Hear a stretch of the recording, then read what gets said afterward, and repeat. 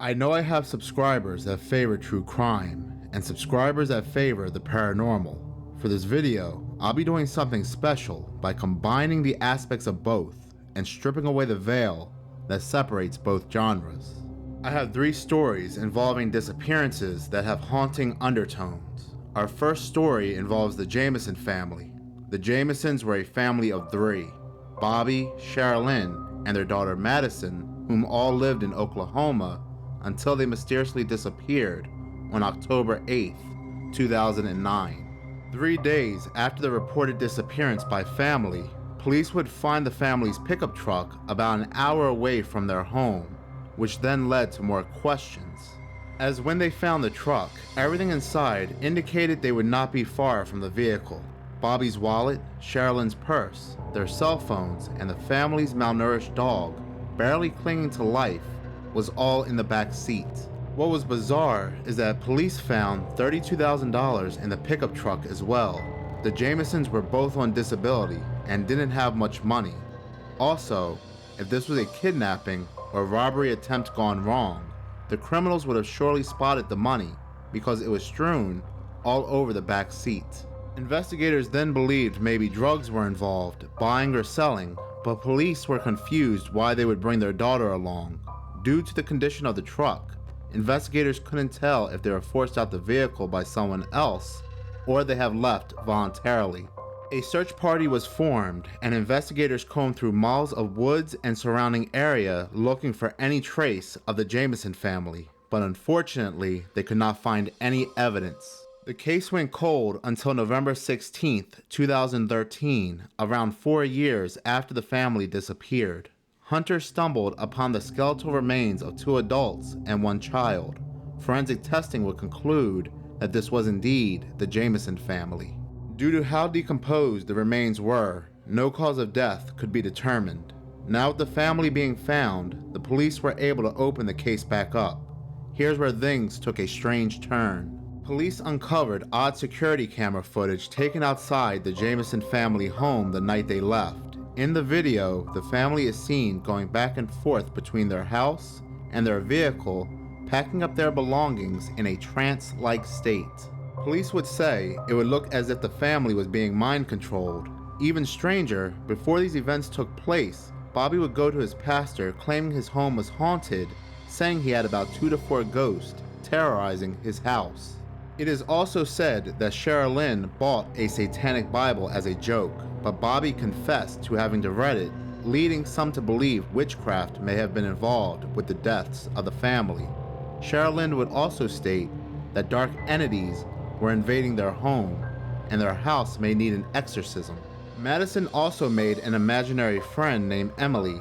Emily would tell Madison to do very bad things such as play with matches or take knives out and stab her parents. The hauntings in the home would get so bad that Sherilyn's mother Connie believed a cult may be responsible for the downfall of the family and that they were murdered by very violent members of the said cult. But there was no evidence to back this statement up. Police came up with 2 theories. This was a murder-suicide by Bobby Jameson ending the lives of his wife and child for unknown reasons. Another hypothesis is that Bobby's father was involved with their deaths. The family had a protective order against Bobby's father. The family were very scared of Bobby's father as he was a very dangerous man involved in organized crime, with Bobby saying he is going to kill us one day if we don't get help. This theory was thrown out the window when police found that Bobby's father died 2 months prior to the family's disappearance. With no other evidence but strange surveillance tapes and Bobby's fear of the paranormal, this case remains unsolved to this day. The next story involves Henry McCabe, who suddenly disappeared on September 7th, 2015. By all accounts, Henry, who was a state auditor who had a successful and happy life, married with 2 children. Prior to disappearing, Henry was having a wonderful night with friends at a local club. He was hanging out with his friend William. After the club finished for the night, Henry would proceed to get into William's car, and William then drove to Henry's house to drop off Henry. William said Henry started acting strange and kept requesting William to drop him off at a gas station just out of the blue for no reason. William pushed back and said, "No, I have to get you home." Henry begged and pleaded about being dropped off. William gave in and dropped Henry off at the first gas station they came across. At around 2:28 a.m., Henry's wife Corinne received what is believed to be a pocket dial by Henry, but this was a very unusual missed call. What Corinne listened to for 2 minutes was horrifying. Henry, or seemed to be like Henry, screaming for his life, saying he'd been shot and not able to mutter much else. What also could be heard in Corinne's recording of the call were strange grunts and moans. Segments of the voicemail were released. Take a listen.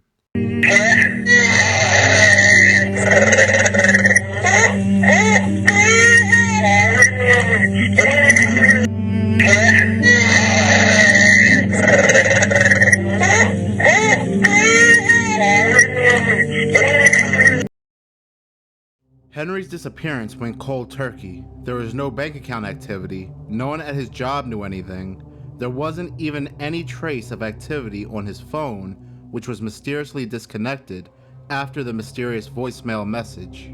A massive search and rescue team was dispatched, but it would take months before they found a body.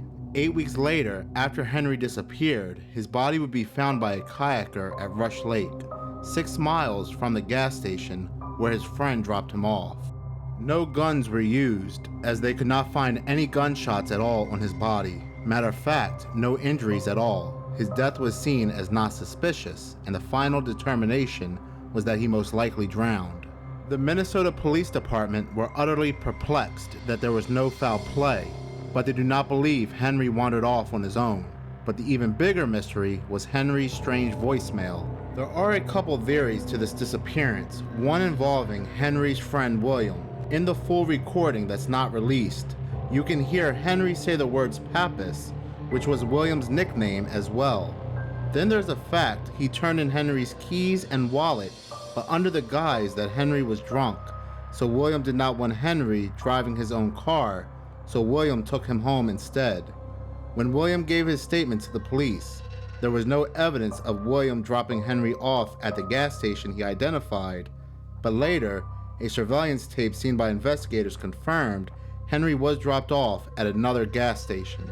Henry's wife Corinne was also mystified as to why William would drop Henry off at a gas station alone around 2 a.m. Police even found Corinne to be suspicious and withholding information. A lot of perplexing and unsatisfying details were never investigated in McCabe's disappearance. Though still a mystery to this day, and no foul play being detected, Henry's voicemail is still the most baffling thing about this case, leading some to believe due to the growls it may have been an animal attack or something more sinister and paranormal. When you think of disappearances, they usually involve individuals such as the last 2 cases I spoke about. But what if an entire town just vanished without a trace, or any evidence that it existed in the first place? Montana has a few ghost towns and urban legends, but none as mysterious as the town of Langville. Legend has it that it was a real town, a small rural spot in Montana that just disappeared sometime in the early 2000s. The town was even on Google Maps, but no one could find it in person.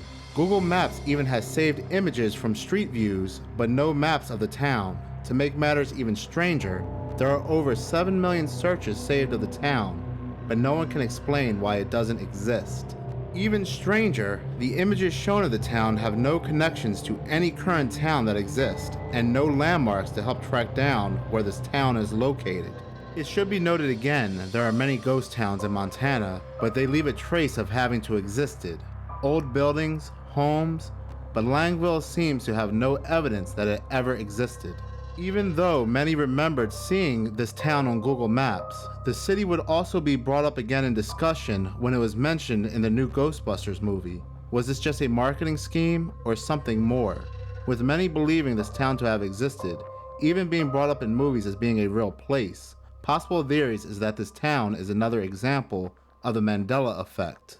Having existed in another reality, but was tossed out altogether when we merged with another reality, as there are locals in Montana who swear that Langville used to exist, with even one person saying they used to drive through the town many times and remember seeing a sign of "Welcome to Langville." There also seems to be autocomplete searches of the town as well on Google that say the Langville, Montana incident, and even more bizarre, Langville, Montana turned inside out.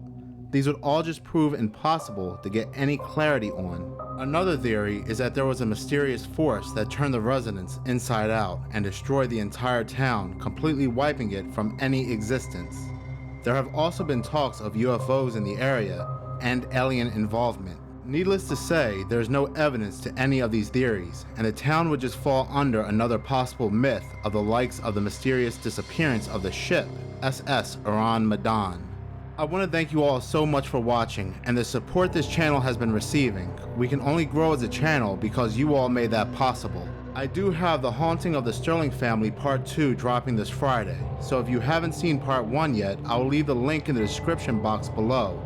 Also, if you enjoy this content and you want to hear more, I do post true crime every Wednesday and talk paranormal on Fridays. So if you do not want ghosts to come and end me, and then leave a true crime case open, please subscribe and hit that notification button, because we are all within minutes of horror.